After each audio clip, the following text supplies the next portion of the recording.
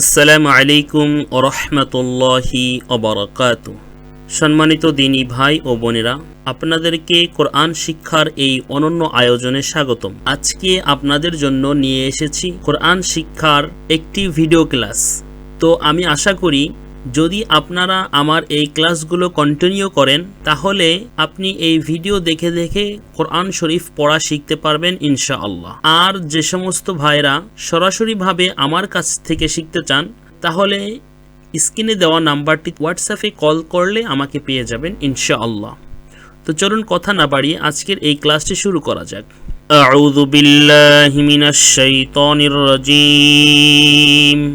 বিসমিল্লাহির রহমানির রহিম। আজকে আমাদের যে ক্লাসটি আমরা এখানে নিয়ে এসেছি এটি হলো আরবি হরফ সম্পর্কে। আজকে আমরা আরবি হরফ সম্পর্কে জেনে নিব। এইভাবে ধারাবাহিকভাবে আপনাদের সামনে ক্লাসগুলো আসবে, আপনারা দেখে নেবেন ইনশাআল্লাহ। আশা করা যায় আপনারা শিখতে পারবেন। তো চলুন আগে আমরা হরফগুলোর সাথে পরিচয় হয়ে নিই, তারপর ইনশাআল্লাহ এই হরফের বিষয় আমরা বিস্তারিত জানব।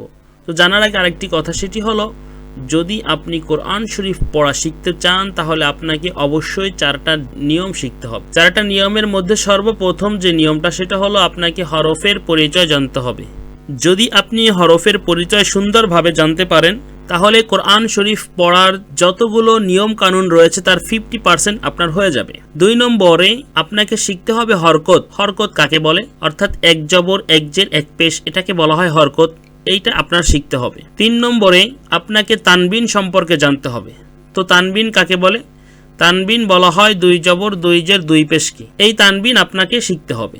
4 নম্বর যে বিষয়টা, এই বিষয়টাকে 2 ভাগে ভাগ করা হয়েছে। 1 নম্বরে সাকিন, 2 নম্বরে তাসদিদ। সাকিন, তাসদিদ, তানবিন, হরকত এটা আমরা কিভাবে পড়ব, এইগুলো যখন আমাদের ওইখানে ক্লাসগুলো হবে তখন আমরা ওখান থেকেই পর্যায়ক্রমে শিখে নিব। তো চলুন এখন আমরা হরফের সাথে পরিচয় হয়ে নিই। আলিফ, বা,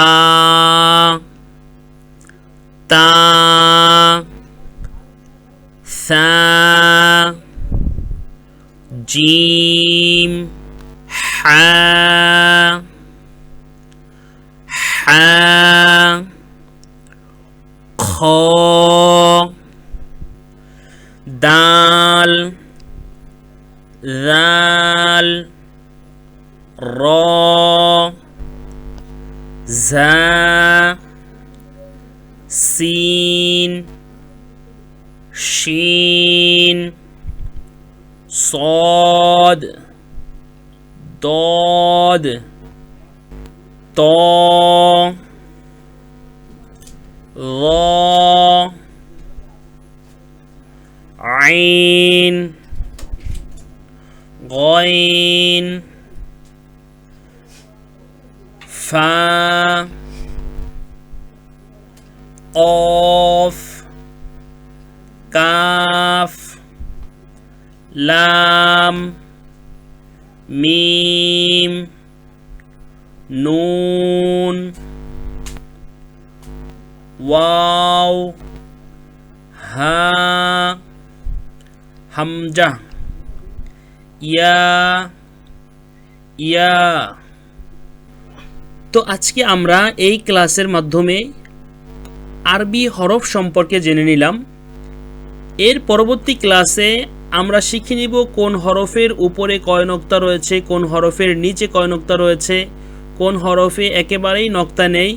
এটা আমরা পর্যায়ক্রমে ভাগ ভাগ করে শিখে নেব ইনশাআল্লাহ। কয় হরফে নক্তা হবে, কয় হরফে নক্তা হবে না, কয় হরফে 1 নক্তা হবে, কয় হরফে 2 নক্তা হবে, কয় হরফে 3 নক্তা হবে এবং কয় হরফে একেবারেই নক্তা হবে না, এটা আমরা পরবর্তী ক্লাসে শিখে নেব ইনশাআল্লাহ। তো পরবর্তী ক্লাস আসা পর্যন্ত সবাই ভালো থাকুন, সুস্থ থাকুন। আসসালামু আলাইকুম ওয়া রাহমাতুল্লাহি ওয়া বারাকাতুহু।